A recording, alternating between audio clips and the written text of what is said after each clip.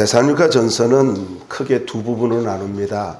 1장부터 3장은 칭찬과 감사이고요. 4장부터 5장은 교회 문제에 대한 권면과 교훈을 말씀하고 있습니다. 오늘 본문 1절로부터 12절은 크게 하나님을 기쁘시게 하는 삶에 대해서 말씀을 하고 있는데, 여러분, 하나님을 기쁘시게 하는 것, 이러면 우리가 딱 떠오르는 게 있지요. 그냥 자동이지 않습니까? 하나님을 기쁘시게 하는 것, 그러면은 히브리서 11장 6절이에요. 믿음이 없이는 하나님을 기쁘시게 할 수 없나니. 그냥 자동적으로, 이게 자동적으로 안 떠오르는 분이 있나요? 조금은 수상한 사람이죠. 그냥 떠올라요. 그런데 오늘 본문은 전혀 다른 각도에서 하나님을 기쁘시게 하는 것을 말씀하고 있다라는 거예요. 믿음을 말씀하고 있질 않아요. 여러분이 12절까지 읽으시면서 무슨 믿음으로 하나님을 기쁘시게 한다, 그런 내용이 전혀 없단 말이죠. 그러니까 다른 차원으로 하나님을 기쁘시게 하는 것을 말씀을 하고 있는데, 그러면은 여러분, 우리가 늘 알고 있는 것처럼 하나님을 기쁘시게 한다, 이 기쁘게 한다라는 말이 무슨 뜻인가? 이것부터 좀 개념 정리를 해야 되지 않을까요? 기쁘시게 한다라는 말은요, 이건 헬라어로 만족시키다라는 뜻이 있습니다. 물론 기쁘시게 한다라는 말도 있습니다만은 만족시킨다. 그러니까 하나님을 만족시키는 것, 이것이 바로 하나님을 기쁘시게 하는 삶이다라는 거예요.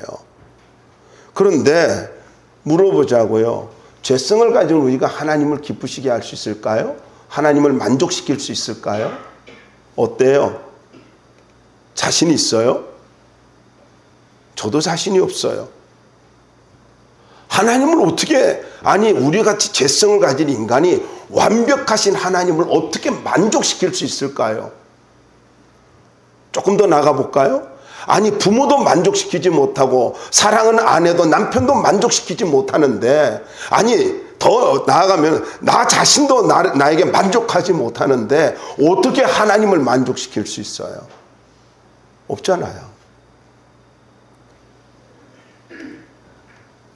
여러분, 근데 오늘 말씀이 이렇게 말하고 있어요. 우리에게 배웠으니 곧 너희가 행하는 바라 더욱 많이 힘쓰라. 데살로니가 교회 성도들은 하나님을 기쁘시게 했대요. 만족시켰대요. 근데 그 근거를 어디다 두고 있어요? 배웠대요.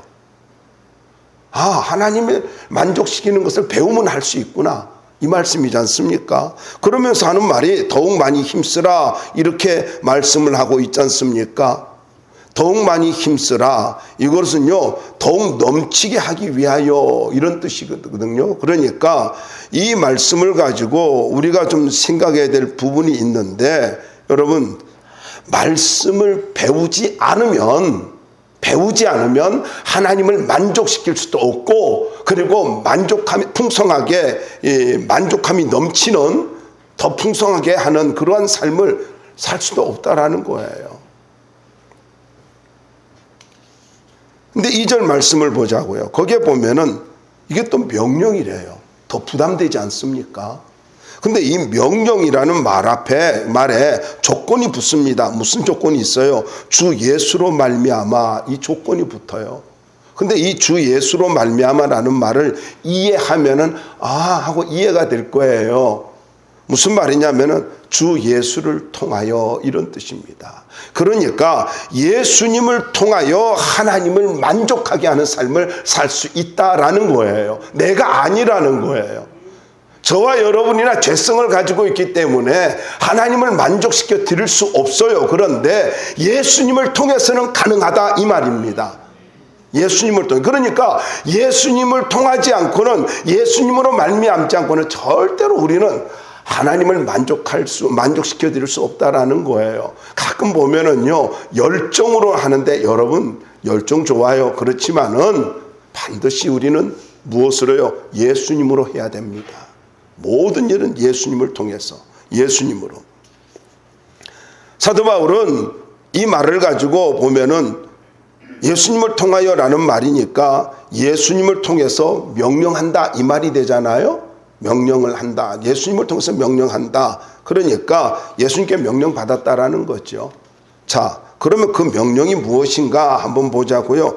3절로부터 8절 보면은 거룩한 삶을 살라라는 것입니다. 거룩한 삶이 하나님을 기쁘시게 하는 것이래요. 그러니까 이렇게 이야기할 수 있어요. 거룩한 삶과 믿음하고 히브리서 11장 6절과 같은 말이다라는 거예요. 이해가 되셔요? 믿음이 없이는 하나님을 기쁘시게 할 수 없는데 거룩한 삶을 사는 것이 바로 하나님을 기쁘시게 하는 것이라고 말하고 있잖아요. 그러니까 거룩한 삶과 믿음은 같은 말이다라고 이야기할 수가 있겠죠. 자, 3절 보자고요. 하나님의 뜻은 이것이 너희의 거룩함이라 곧 음란을 버리고, 여기서 하나님의 뜻할 때 뜻이라고 하는 말은 소원, 목적, 욕망, 기쁨, 뜻, 의지 뭐 여러 가지 뜻이 있어요. 그러니까 하나님의 뜻이라고 하는 말은 하나님이 바라는 소원이고 하나님이 열렬히 원하는 것이고 하나님이 이루고자 계획하신 목적이다라는 것입니다. 그 하나님의 목적이 뭐냐? 하나님이 정말로 간절하게 우리를 향해서 간절하게 바라는 목적이 뭐냐면은요, 우리의 거룩함이다라는 것입니다. 거룩함, 이 거룩함 자체란 말은 가체로 이게 구별하다라는 의미가 있잖아요. 그런데 이 말의 의미가요, 딱 구별했다라고 하는 의미도 있습니다만은 무슨 말이냐면요, 거룩하게 되어가는 과정이라는 의미가 있습니다. 그러니까 우리가 하나님 앞에 구별되어졌어요. 세상으로부터 이제 우리가 구별되어졌는데, 그런데 계속해서 우리가 어떻게 해야 되는데 거룩해 가는 과정, 구별되어져 가는 과정. 그러니까 이렇게 이야기할 수 있어요. 우리가 신앙생활을 해감에 따라서 우리는요, 날마다 세상과 구별되어지는 모습이 보여져야 된다라는 것입니다. 구별되어져야 돼요. 그러니까 세욕을 따르지 말라 뭐 이렇게 하잖아요. 세욕을 버리고 뭐 음란을 버리고 뭐 이런 말도 있는데, 어쨌든 세상적이고 육체적인 것을 버려야 된대요. 그런데 이 버린다라고 하는 말은 뭐 집어 던진다 그런 의미가 아니라 스스로 삼가고 자제한다라는 뜻이거든요. 그러니까 성령의 9가지 열매 속에서 말하면은 절제입니다. 자제하는 거예요. 그러니까 음란이라고 하는 것, 이것은 음란을 버리라 이렇게 말하는 그 당시에 문화적인 것도 있습니다. 뭐 제의를 우상 숭배를 할 때 그런 얘기 있잖아요. 축제를 할 때. 근데 이게 이 말씀을 데살로니가서를 쓰기 약 2년 전에 예루살렘 총회에서 이것을 규정했잖아요. 사도행전 15장에 나오지요. 그래서 안디옥 교회에다 이걸 알려줬지 않습니까? 근데 7절 한번 우리 읽어봐요. 7절 한번 여러분 말씀을 보시면은, 시작. 하나님이 우리를 부르시면 부정하게 하심이 아니요 거룩하게 하심이니. 자, 여러분 이 말씀에 보면은 성도의 삶의 동기가 어디에 있다라는 거예요? 부르심에 있대요. 다시 한번 보자고요. 하나님이 우리를 부르시면 부정하게 하심이 아니요 거룩하게 하심이니. 우리의 모든 삶의 동기, 거룩함의 동기가 어디에 있다고요? 부르심에 있대요. 부르심. 근데 여러분, 이 부르심이라는 말을 생각하면 뭐가 떠오릅니까? 바로 죄와 사망에서 의와 생명으로, 소망 없는 삶에서 영원한 소망의 삶으로. 그러니까 단순히 우리가 예수를 믿었다라는 그런 개념이 아니에요. 우리는 거룩함으로 부름을 받았어요. 그런데 부정하게 하심이 아니요라는데 이 말이 있는데, 여러분 이 말이 참 중요한데요. 부르심이라는 말을 보면은 우리가 교회 생활을 어떻게 해야 되는지, 왜 우리가 부정한 삶을 살지 말아야 되는지 잘 보여주고 있는데, 이 부르심이라고 하는 말이요, 부르심이라는 말이 나중에 어떻게 바뀌어지냐면 부르심을 받은 사람들의 모임, 에클레시아라는 말로 바뀌어져요. 이게 그러니까 이 에칼레센이라고 하는 부르심이 에클레시아로 이렇게 바뀌어지거든요. 그러니까 이게 교회예요. 그러니까 여러분, 우리가 부름을 받았다는 것은 교회를 이루기 위함이에요. 그러니까 우리는 어떻게 해야 돼요? 더러우면 안 된다는 거예요. 부정하면 안 된다. 여러분, 여기 부정이라고 하는 말은 성적 더러움뿐만 아니라 하나님 앞에서 행해지는 모든 종류의 부정을 말합니다. 그러니까 내가 볼 때에 이게 뭐든지 간에 부정한 거, 더러운 거, 여기에서 우리가 구별되어져야 한다라는 거예요. 거룩함도 마찬가지예요. 하나님이 기뻐하시는 모든 종류의 도덕적 성결을 이야기하고 있습니다. 그렇다면 여러분, 거룩함으로 부르신 목적이 뭘까요? 부르신 목적이 뭐예요? 그것은요, 에베소서 2장 10절에 있는 대로 선한 일을 위하여입니다. 선한 일을 위하여. 다르게 말씀을 드릴까요? 하나님의 선한 일을 위하여 부르심을 받았다고 하는 것은요, 무슨 말인가? 부르심은 하나님께서 쓰시기 위함이잖아요. 그럼 내가 하나님 앞에서 거룩해져야 선한 일, 하나님의 그 아름다운 비전을 위해서 내가 거룩해져야 쓰임받을 수 있다라는 것입니다. 그래서 어떻게 해야 돼요? 고린도서 또 있고 로마서도 있는 대로 우리는 날마다 성화되어져야 합니다. 날마다. 그러니까 생각이 거룩해져야 돼요. 삶이 거룩해져야 돼요. 습관이 거룩해져야 되는 거예요. 계속해서 거룩함으로 되어가는 과정이 만들어져야 되는 거예요. 그래서 집에서든지 아니면은 직장에서든지 또 사람과의 만남 속에서든지 우리는 어떻게 해야 된다고요? 거룩해져야 돼요. 제가 두고두고 잊지 못하는 사건이 있어요. 사건까지는 아닌데 어떤 남편이요, 자기 아내한테 이렇게 말했어요. 너 목사님께 대하듯이 나한테 그렇게 말 좀 해봐 그랬더라고요. 또 그걸 또 나한테 와서 집사님 이야기하더라고요. 저는 또 그 생각을 해보니까 그럼 좀 묵상을 했죠. 그래, 교회에서 하는 말처럼 집안에서 한다면은요 어떨까요? 어제 이렇게 상가집에 갈 일이 있어가지고 문상을 다녀오는 길에 어느 목사님이 저를 태우고 갔어요. 가면서 그러더라고요. 마침 집사람이 갔다 오는 길 집사람이 전화 와가지고 내가 통화를 했죠. 그랬더니 저 끝나고 나니 그러더라고요. 이 목사님, 사모님한테 그렇게 존칭어를 쓰십니까? 그래요. 예, 당연히 써야지요. 그랬더니 나는 하라고 하는데.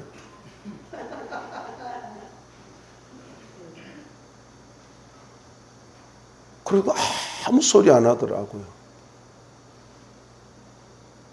여러분, 또 물론 말만요 존칭어 쓰고요 아주 사람 힘들게 하는 사람도 있잖아요. 그걸 말하는 게 아니죠. 근데 오늘 4절 말씀을 보면 그것을 충분히 이해할 수가 있어요. 4절 한번 볼까요? 읽어보자고요. 시작. 각각 거룩함과 존귀함으로 자기 아내에 대할 줄을 알고. 여러분, 거룩함은요 부부로부터 시작되어진다는 것입니다. 거룩함은 아내 디스하는 거 아니에요. 함부로 대하는 거 아니에요. 보자고요. 아내라고 하는 말이 재밌어요.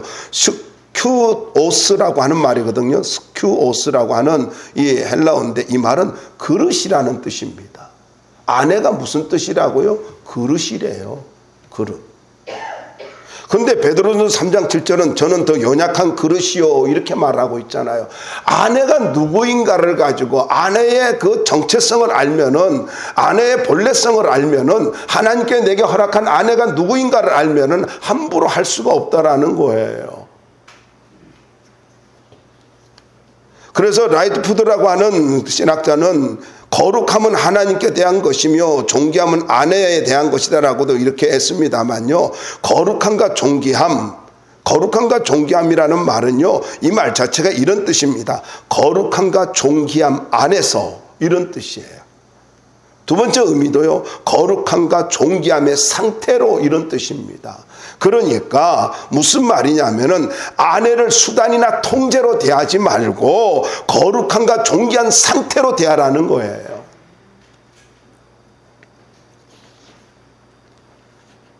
저는 여러분들이 아멘을 안 할 것이라고 확신을 합니다. 왜냐하면 그렇게 안 살아왔잖아요. 근데 성경이에요. 성경은 뭐라고 말하냐면 아내를 수단과 방법으로 대하지 말고 통제로 대하지 말고 그렇게 뭘로 대하라고요? 상태로 대하래요. 거룩함과 존귀함으로 그런 상태로 거룩하게 대하고 그리고 존귀함으로 대하고 왜요? 그릇이니까. 그러니까 여러분 이렇게 한번 보시자고요. 여러분이요 뭐 아주 귀한 어떤 그 그릇을 하나 샀다고 비싼 그릇 샀다고 해봅시다. 근데 그게 또 얇아. 난 제일 불안한 게 유리잔이야. 한번 깨먹고는요 그 다음부터 유리잔이 그렇게 두려워. 그런데 얼마나 귀하게 여겨요. 비싼 그릇 사면 여러분 귀하게 여기잖아요. 그래서 쓰질 않잖아요. 그죠? 안 쓰잖아요. 그리고 이나간 거 다 깨진 거 오래된 거 그러게다가 또 아니 좋은 그릇을 샀으면 그 밥도 담고 국도 담고 해야 되잖아요. 구경할 수가 없어. 카드는 내가 긁었는데 남편이 긁었는데 구경할 수 없다. 그러면 안 되잖아요. 근데 아내는요 바로 그런 거예요. 아내는 어떤 존재라고요? 바로 그릇이래요. 그릇이래요. 그래서 하나님 앞에서 우리는 언제나 어떤 관계를 맺어야 되느냐? 어떤 관계를? 그럼 뭐 성경 또 하면 이 말만 하면 또 뭐 이러자는데 여러분 남편을 가지고 어떻게 해요? 주인으로 여기래요. 요즘 뭐 보면 우리 시대는 그랬어요. 우리 시대는요. 남편 어디 갔어요? 그래. 예, 우리 주인 양반 어디 갔다 그래요. 꼭 주인이라 그래요. 요즘은요 야예요. 야. 주인 같은 소리는 아예 들을 수도 없고 그냥 아이고 그 인간 뭐 그래요. 저는요 우리 좀 성경대로 살자고. 언제까지 침묵하실 거예요? 성경대로 살자고. 남편을 존귀하게 여기고 아내를 어떻게 하라고요? 거룩함과 뭐로요? 존귀함으로 대하래요. 연약하대요. 연약하대요.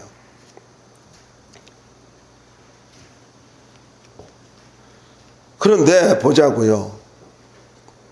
여기 5절 말씀에 보면 하나님을 모르는 이방인과 같이 세욕을 따르지 말고 할 때 이 따르다라는 말은 강한 욕망입니다. 그러니까 쉽게 말하면 이거예요. 육체의 욕망을 따라 살지 말아라 이겁니다. 육체의 욕망을 따라서. 그래서 우리 어떻게 해야 돼요? 정과 욕심을 십자가에 못 박고 성령의 인도함을 따라서 우리는 날마다 아름다운 부부 관계를 유지해야 되는 거예요. 그래서 부부 사이는요 거기에 뭐가 있어야 돼요? 아무리 여러분 부부 사이라 할지라도 거기에 성령의 인도하심이 있어야 되는 것입니다. 그 다음에 더 나가서 6절 말씀을 한번 보자고요. 6절 말씀 볼까요? 시작. 이 일의 분수를 넘어서 형제를 해하지 말라. 이는 우리가 너에게 미리 말하고 증언한 것과 같이 이 모든 일에 주께서 신원하여 주심이라. 분수를 넘어서라는 말이 있잖아요. 세 번째로는요 바로 거룩한 삶은요 경계선을 지키는 것입니다. 우리가 뭐 거룩함이라 가지고 대단히 뭐 엄청나게 생각하는데 경계선을 지키는 것이 거룩함이에요. 아내를 가지고 존귀하게 여기는 것이 거룩함이고요. 그리고 경계선을 지키는 거, 여기 분수를 넘어서라는 경계선을 넘다, 그리고 금지되어 있는 선을 넘다 이런 거거든요. 이런 뜻인데 제롬이라는 분은 결혼이라는 허락된 경계선을 벗어나는 것을 분수를 넘어서는 것으로 이렇게 해석을 했는데 저는 이걸 좀 폭넓게 말씀을 드리고 싶어요. 여러분 우리가 살아가면서 삶의 경계선을 가지고 절대로 넘으면 안 된다는 것입니다. 삶의 경계선을. 부모와 자식 간에 할 말이 있고 안 할 말이 있잖아요. 행동이 그런 행동이 있고 안 할 행동이 있잖아요. 부모와 자식 간에 경계선이 있다고요. 이 경계선이 없는 인간은 인간이 아니라는 거예요. 더 나가서 스승과 제자 어때요? 성도와 성도 사이 모든 건 마찬가지입니다. 여러분 이스라엘 백성들을 가지고 이스라엘 백성들은 땅을 가지고 기업으로 주고 난 다음에 거기에 반드시 경계석을 세웠습니다. 그런데 이걸 옮기지 말라라고 말을 하고 있어요. 옮기지 말라는 것은요, 슬쩍 옮겨가지고 내 땅으로 만드는 거예요. 그것처럼요, 여러분, 우리가 살아가면서 삶의 경계선을 넘으면 안 돼요. 반드시 경계선은 지켜야 돼요. 이 경계선을 지키지 않고 함부로 행동을 하니까 상처를 받고요, 행복을 잃어버리는 거예요. 아내와 남편 사이에, 부모와 자식 간에 이 경계선이 넘어지니까 삶이 파괴가 되어지고, 그리고 행복이 파괴되어지는 거잖아요.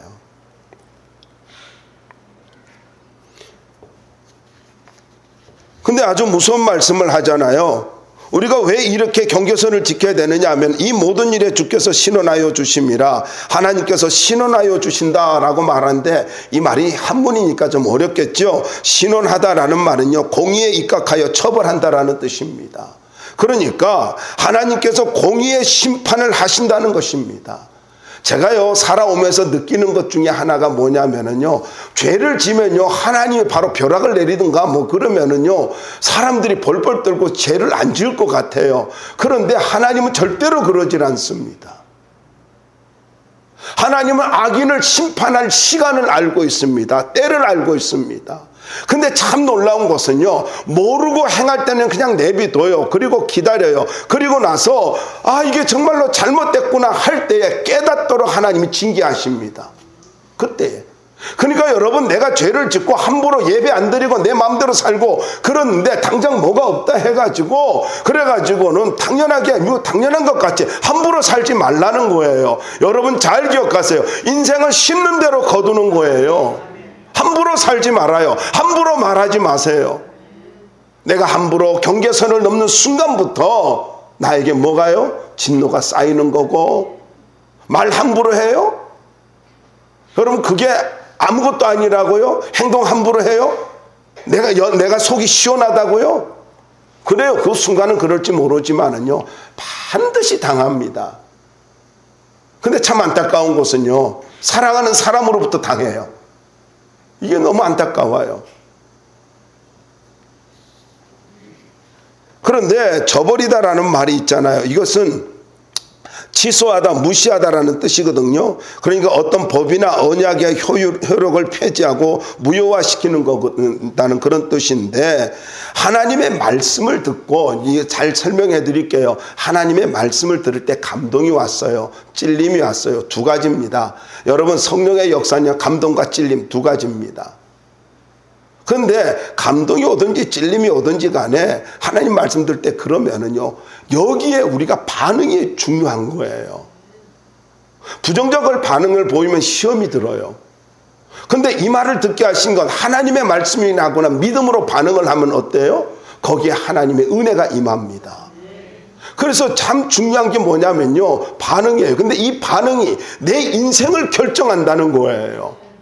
내 인생. 저버린다는 말이 무슨 말이에요? 무시한다는 거예요. 뭐 그러려고, 설마, 뭐 이런 말이죠. 그러니까 그게 나하고 무슨 상관이 있어? 이런 태도들. 또 들으면서 그래요. 그래도 싫어. 이렇게 이야기를 해요. 그런 사람도 봤어요. 제가 가서 어떤 분한테 권면을 했더니 그러더라고요. 목사님, 하나님의 말씀은 그렇지만 현실은 그렇지 않습니다. 그러더라고요. 제가 그때 한 말이 이겁니다. 그때 오래전 이야기죠. 그때 한 말이 성도한테 한 말이요. 집사님, 믿음이 현실이에요. 그리고 왔어요. 믿음이 현실이에요. 여러분 잘 기억하세요. 하나님은 살아계십니다. 하나님은 나의 모든 것을 주관하시는 분이에요. 함부로 반응하지 마십시오.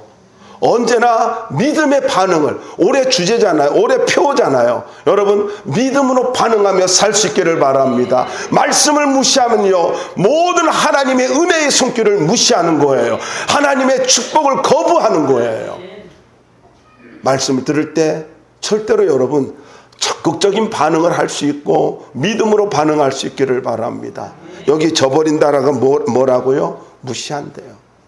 관심이 없대요. 여러분, 하나님의 말씀에 대한 선한 욕심이 있길 바라고, 그리고 그 말씀에 따라서 믿음의 결단을 할 수 있기를 바랍니다. 그럼 그 두 번째로는요, 9절과 10절을 통해서 하나님을 기쁘게 하는 게 뭐냐? 사랑하는 삶을 힘쓰는 것입니다. 쉽게 말할게요. 사랑하며 사는 것입니다. 열심히 사랑하는 것.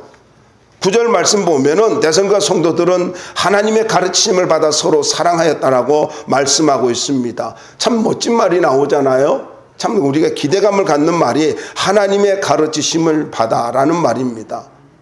아니, 이 말은요, 이런 걸 전제하고 있어요. 내가 사랑할 수 없는데, 서로 사랑할 수 없는데, 무엇 때문에요? 하나님의 가르침을 받아서 사랑한대요. 이걸 아주 쉽게 말씀을 드릴게요. 뭐 이건 내적인 역사인데, 갈라디아서 5장 22절에 보면 사랑은 성령의 열매지 않습니까? 그런데 로마서 5장 5절에는 우리에게 주신 성령으로 말미암아 하나님의 사랑이 우리 마음에 부음바 되미니 이렇게 말하고 있어요. 그러니까 사랑은 내 거 아니라는 거예요. 내 속성이 아니고 하나님의 속성이고 성령이 주신 선물이라는 거예요. 그런데 나에게 없는 사랑을 가지고 내가 서로 사랑할 수 있대요. 이게 무슨 말이에요? 근데 이게 하나님의 가르치심이래요. 아주 심플하게 말씀드리면 이겁니다. 성령의 감동입니다. 기도하다 보면 있잖아요. 내가 사랑해야지. 그런 감동 느껴본 적 없어요? 있잖아요. 안 그래요?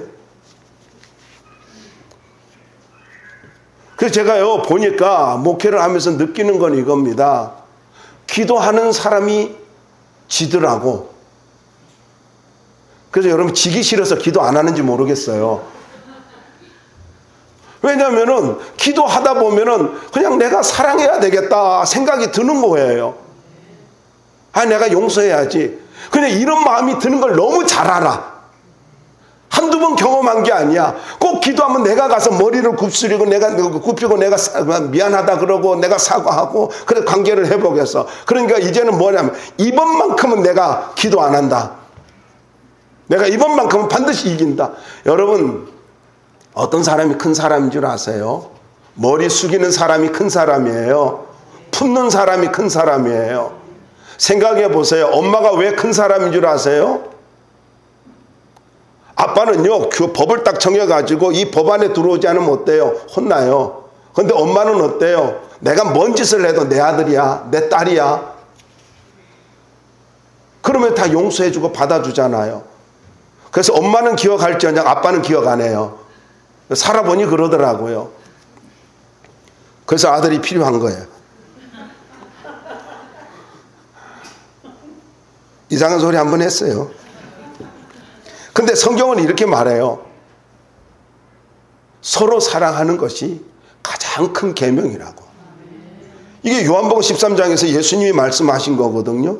그러니까 여러분, 이걸 가지고 실천했대요. 사랑할 수 없는 존재인데 죄성 때문에 사랑했대요. 그래서 10절에 보자고요. 한번 여러분 10절을 읽어보자고요. 시작. 너희가 온 마게도냐 모든 형제에 대하여 과연 이것을 행하도다. 형제들아 고난이니 더욱 그렇게 행하고.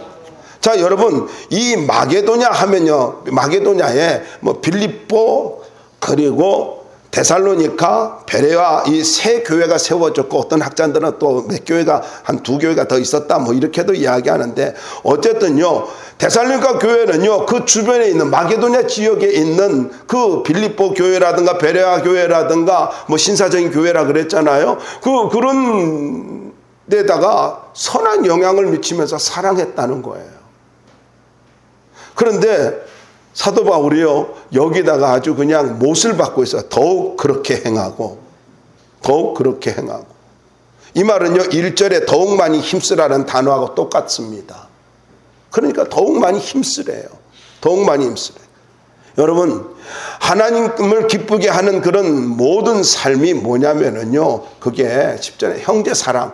여러분, 이건 가장 당연한 것인데 더욱 많이 사랑하는 거, 사는 거, 이거요 예수님의 가장 큰 계명이기도 하고 우리에게 새 계명이기도 하고요. 이거는요, 그런데 계명인데도 우리가 할 수 없어요. 언제 가능해요? 성령 충만할 때 하는 거예요.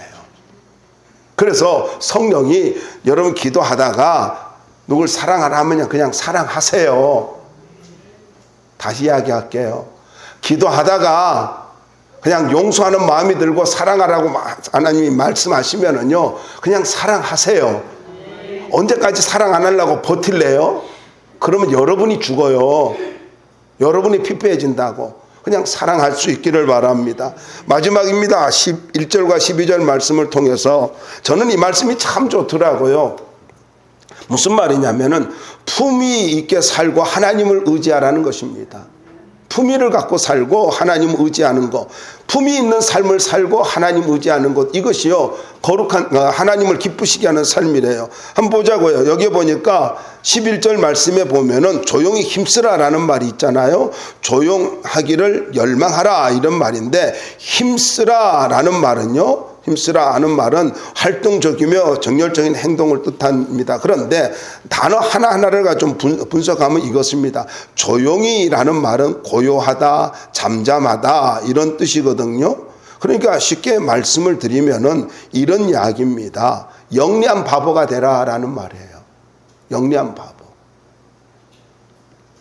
그러니까 목소리 크게 뭐 하지 말고 좀 지혜롭게 행하라, 차분하게 중심을 지키면서 흔들리지 않는 그런 삶을 살라는 것을 이야기하는데, 그게 뭐예요? 일입니다.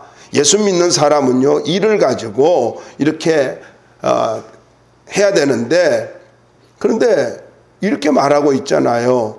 이게 왜 이런 말하면, 사람들이 너희 손으로 일하기를 힘쓰라는데 일하기 시키던 먹지도 말라 이렇게 한 이유가 뭐냐면은, 당시요 여기에 영지주의자들이라든가 잘못된 거짓 선지자들이 들어와 가지고 저들이 믿음을 흔들어 놓고 있었거든요.